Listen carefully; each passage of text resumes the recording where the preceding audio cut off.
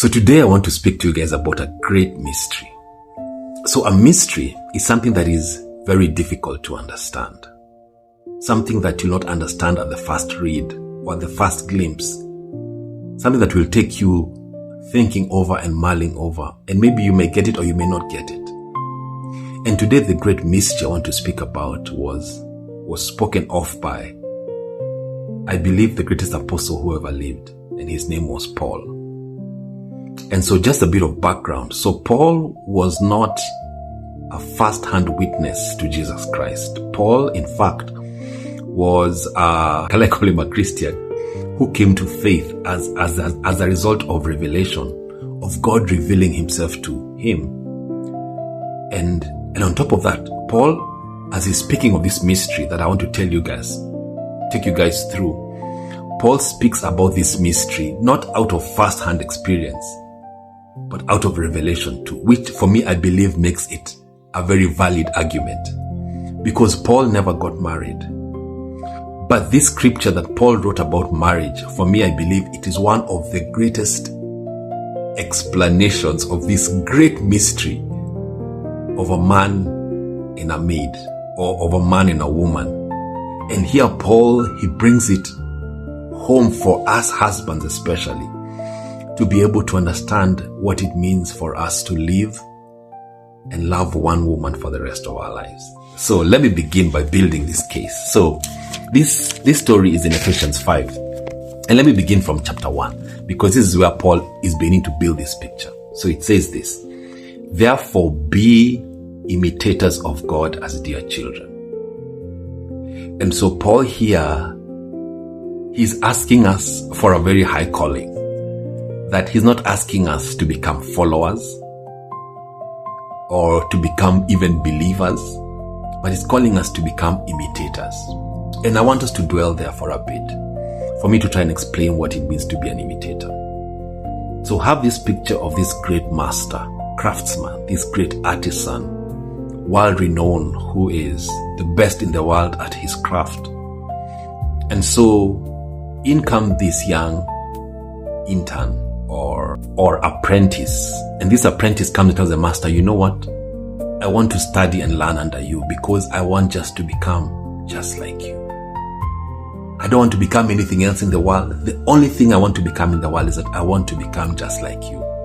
And so this apprentice over the next 5 or 6 years sits under the feet of this great master and learns on everything about them, how they hold their tool, how they carve it, how they talk to their customers, and learns and imitates everything from it. And so this artisan doesn't learn from being an observant or being a student, but learns from imitating, from copying, from wanting to become just like the master.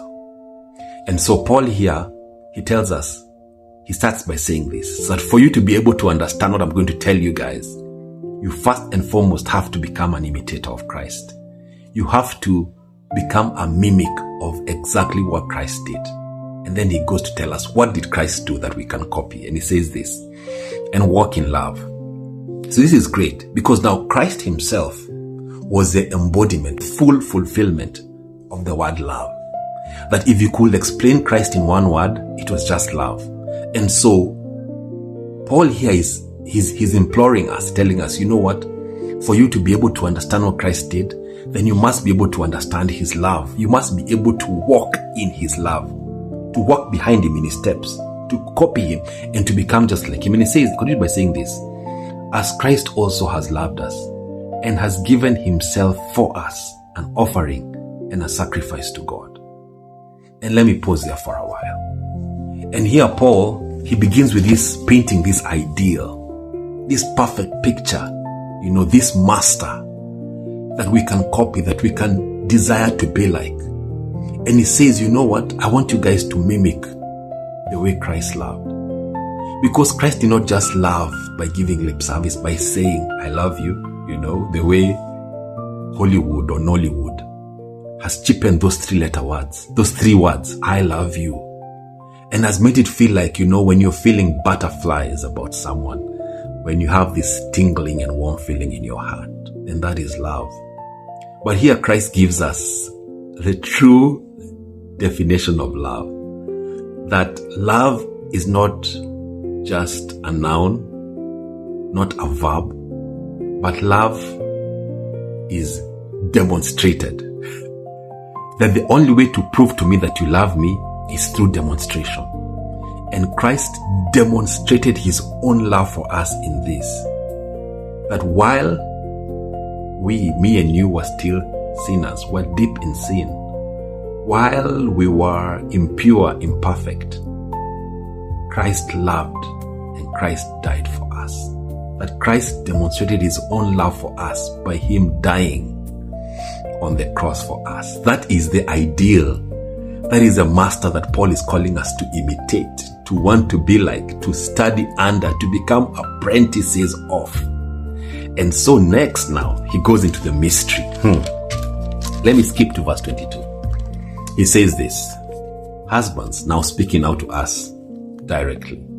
Husbands, love your wives just as Christ also loved the church and gave himself for her, that he might sanctify her and cleansing her with the washing of water by the word. Let me skip down.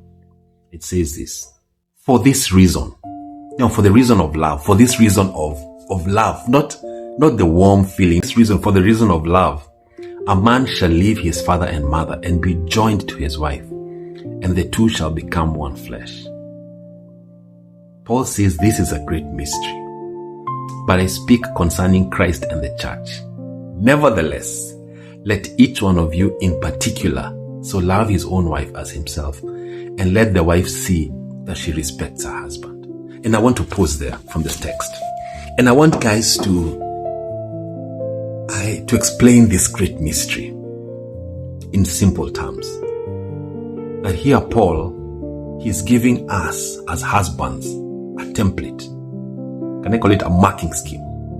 Can I call it something, an ideal that we can copy? Because for me, I think before Christ died for the church, it was hard for someone to explain to me, Ben, what does it mean for you to actually love a wife? What does this love thing mean? What does it look like? And so Paul here, he says, you know what, guys? I'm not married. But through revelation, God has shown me that the way Christ loved the church, the way Christ loved the church and died for the church, that is the same way as a fallen, broken husband, I am supposed to also love my wife, who is not perfect. She's broken. And the interesting thing is this, that Paul doesn't ask me as a Christian to love the church. That's God's wife. In fact, that may be adultery. God says that, Ben, love your own wife. In fact, he says your own wife, not my wife. Love your own wife as I have loved my wife, who is a church. Just imitate me. That gives you a glimpse and tells you this, that guys, your marriage is more important than your ministry. In fact, your marriage is your ministry. Let me explain it this way. That just imagine someone who doesn't know Christ, has no idea who God is. But if they can stay in your house, for a week, do you think they will be able to understand how Christ loved the church? If they actually get to stay in your house for a month, if they actually get to see the way I treat my wife, the whole idea is that for them, they will come and say, wow, man, the way that you love your wife, the way that you serve her, and you're kind to her, and the way I want to know this God that you serve. That means that my marriage is my ministry. And here Paul, he says this, that the way, there's this great mystery that the world cannot be able to understand, of this God who they cannot be able to see. But if they see a man love his wife, then they will get to understand what it means for Christ to love the church. And so I want to end this very, very, very, very long video in this and saying this, that for me, I think marriage is much, much more important than what we see. That the argument that Paul builds here in Ephesians 5, for me, I think it is incredible to know that my marriage with my wife is not just about me and her in our relationship together. Marriage serves a much greater purpose. That marriage serves this greater purpose of showing the world, the whole world, the big cost that Christ paid for us when he gave up his life for us. That is a great mystery. That is a great mystery that is explained simply between the relationship between a husband and wife. I hope this has been a blessing to you. Till the next one. God bless.